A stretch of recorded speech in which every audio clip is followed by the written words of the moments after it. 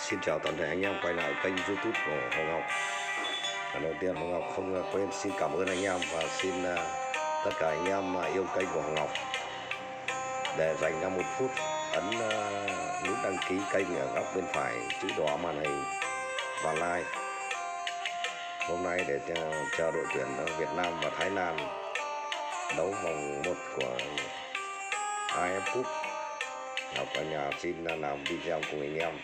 Nếu anh em thích âm thanh và thích chế tạo nghiên cứu những cái bộ âm thanh và tai nghe của mình, nay Ngọc có combo một đôi loa bass, một đôi loa chung và một đôi loa tép cũng như một đôi phân tần để giới thiệu cùng anh em.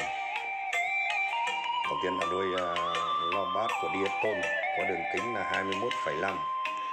đây trước mặt anh em. Chiếc loa này hơi bị cấn một chút nhưng không ảnh hưởng, tôi đã xử lý. Tôi đang mở chiếc loa cấn. Đây là chiếc loa thứ hai, loa Diaton Nhật nguyên bản rất đẹp. Đây sẽ xoay đằng sau cho anh em.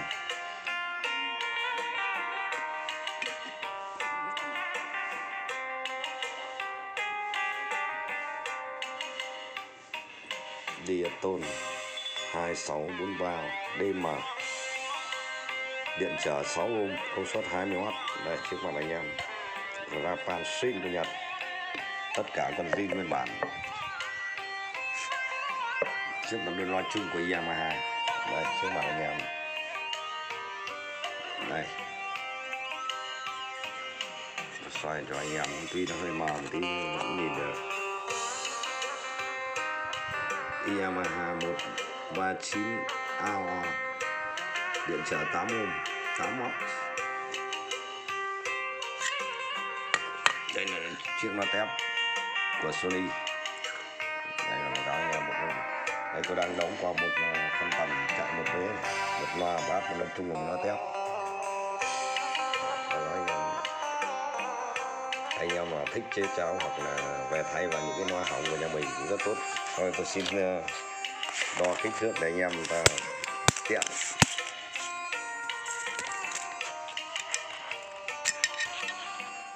Đây có anh em là đi 21,5, vòng trong của nó là 20 tròn.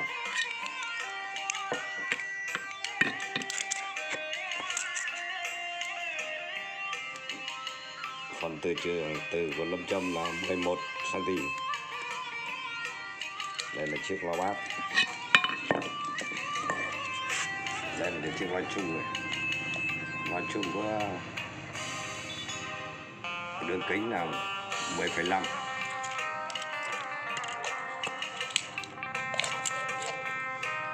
Củ loa là 8 phân.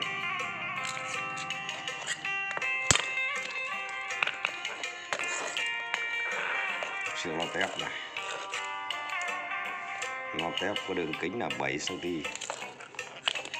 Củ của loa tép rất to. Củ của loa tép lên đến 6,5 cm. Tức là cái củ và cái mặt ngang với nhau. Đây là một cái anh em. Đấy là một combo. Còn đây là đôi phân tần này, tôi đấu qua này. Tất cả con lê rất đẹp. Anh em nào chỉ về chỉ thêm một đôi thùng nữa thành một đôi loa nghe nhạc của Nhật rất hay. Vỏ thùng Việt Nam, loa chất Nhật. Đây là báo anh em tôi chụp tăng volume để anh em ta nghe. Đây là chỉ đấu một vế này, báo anh em.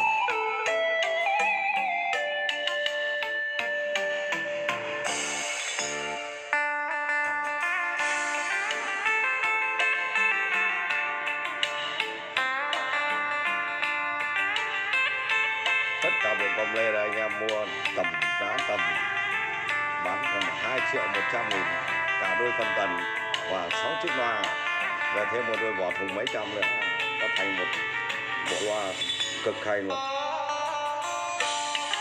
Nếu anh em quan tâm nhà xin lên qua cửa hàng Hồ Ngọc, thôn Đồng Hy, xã Hòe, huyện Ninh Giang, tỉnh Hải Dương, hoặc liên hệ qua số điện thoại 0987604445.